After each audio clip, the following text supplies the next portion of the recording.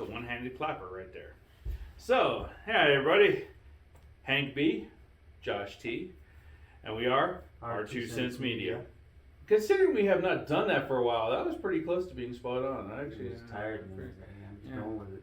Okay, so we're back with a review. As many of you don't know, or maybe do know, we did a breakdown review of the first season of The Witcher.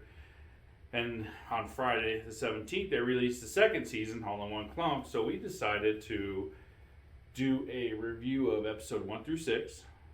And then we're going to watch 7 and 8, and then come back and do a review of that. So it's kind of a two-part review. So, episode 1 through 6, what did you think of it?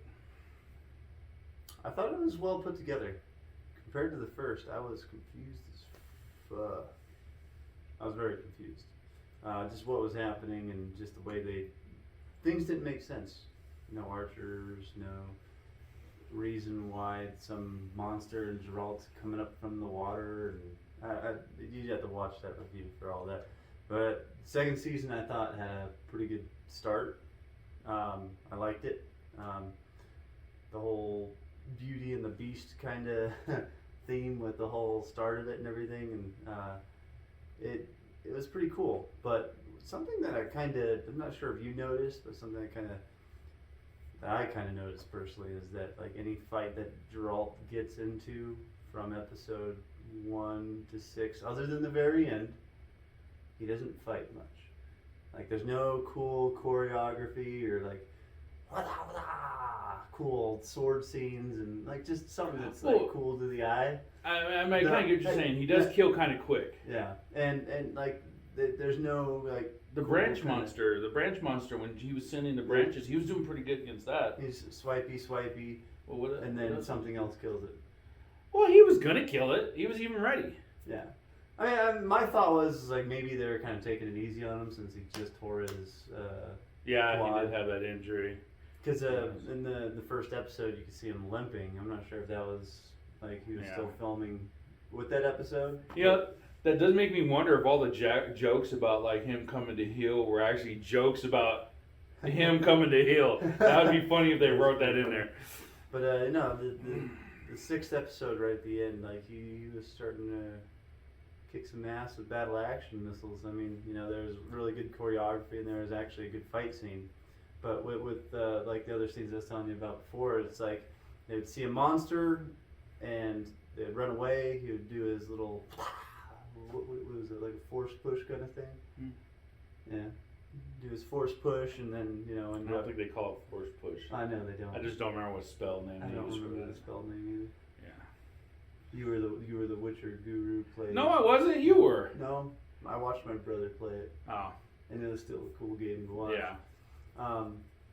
But he did the Witcher force push, and then it just ends up killing the beast right away.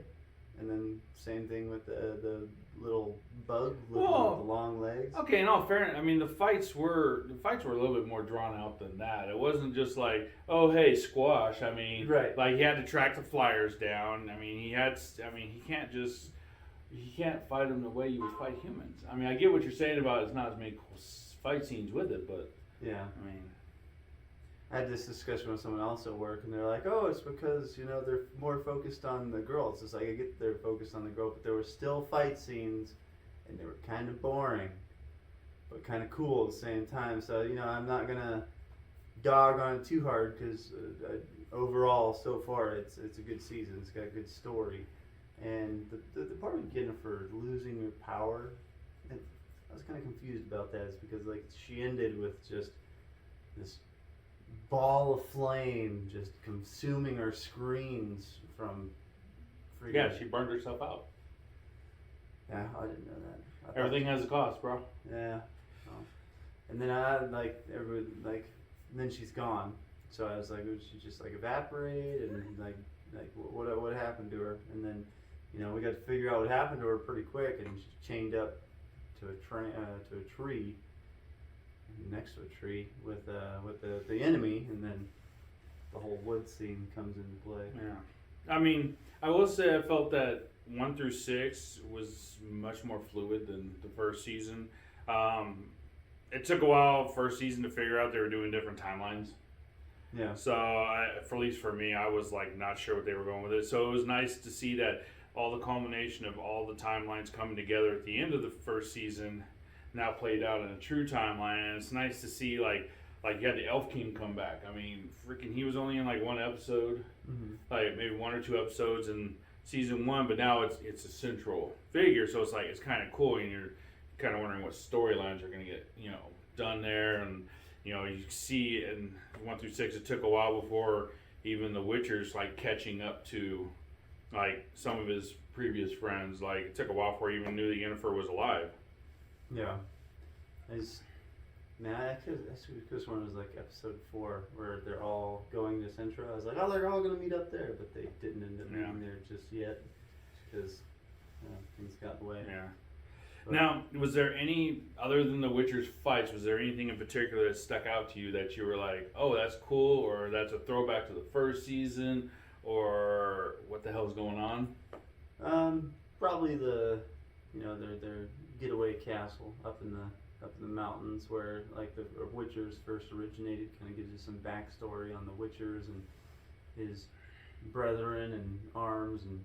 So was it a cool, or was it a what the hell? No, it was cool. Oh, okay. It was definitely cool. Kind of portrays the aspect of what they had to go through to become a Witcher, and especially what Ciri goes through. What did you think of the one Witcher that got killed, that turned into a tree? Well, I'll be honest. He seemed skeevy from the start. Like as soon as he showed up, I was kind of like, something wrong. This is wrong. How does nobody see this? There was something douchey about him. Yeah. I was like, I guess he came back from this long battle and fought a tree, and I guess it's a good thing they didn't make him likable, because then everybody would be pissed off he's dead. Yeah. But yeah. But once he was dead, they share like the backstory, the memories, and like the characters actually showing, even though they don't really show emotion or anything, you can actually kind of see that there was some sort of emotion going through by losing him. The past history with that in particular character. Okay, so a couple of things I thought were kind of interesting as well is like when they did like that little bit of like a memory scene of the attack on Sintra. I like how the enemy had archers. I'm like, fuck, the enemy had a whole squad. I mean, I think we mentioned it in the first one about how they had them. But at the same time, it's like, even in the memories, the enemy had archers, and that queen couldn't have a fucking archer? Right. God damn. And then I'll be honest, because this is a throwback to the first review, like, I wanted questions about, when they were showing Ciri as a baby, and they showed the 2 people in the room, I'm like, oh shit, are we going to talk about the bottles? Are we going to, oh no, that's just Ciri as a baby. Damn it. Okay, because that bottle shit still bugs the hell out of me. Yeah. Why did the guy stab himself in the neck when there was offered 3 bottles? That still bugs me. Yeah. More pleasurable way to go. Remember, he's got that knife fetish. Yeah, we discussed that. So we're getting ready to watch 7 and 8. Is there anything you're hoping to see that hasn't been spoiled by Netflix's stupid ass thumbnails that you want to see happen in 7 and 8? Well, I just want to see some more cool choreography and force pushes by the Witcher. It was cool seeing them use the powers, because you didn't see much of the powers in the first. Not in the first. So it was really awesome to see that right from the start. Yeah. Interesting little edit. You'll notice the blurb on. My door's usually locked. Yeah, we had someone visit us real quick. So we were talking about what we hope to see from 7 and 8. You were wanting to see more choreography and fights with people. Yeah. And never forgetting your power back. Well, I think that's going to be a given. I do think it's interesting that not all of Nilfgaard is seen in a negative light. Like, honestly, some of the stuff they're doing is better than the crap going on with the North. So it'll be interesting to see how that plays out. And the scene they ruined about the thumbnails on Netflix is, I was wondering if The Witcher was going to hook up with the Bard again, but the thumbnail kind of answered that. Yeah. So. Also, like we were talking about how, I guess the South is treating the elves like shit. No, the North treats them worse. Well, yeah, I saw that too. Because, they're kind of like banding together to come together against the enemy. And then Dingus comes back that Yennefer saves, and then now he's kind of... Yeah, that's Nilfgaard. Yeah. he's kind of like making things worse for him and stirring up the pots. Like, no one likes the elves. Yeah, but if you look at what the North is doing, they're just straight killing them. It's true. So Hanging him.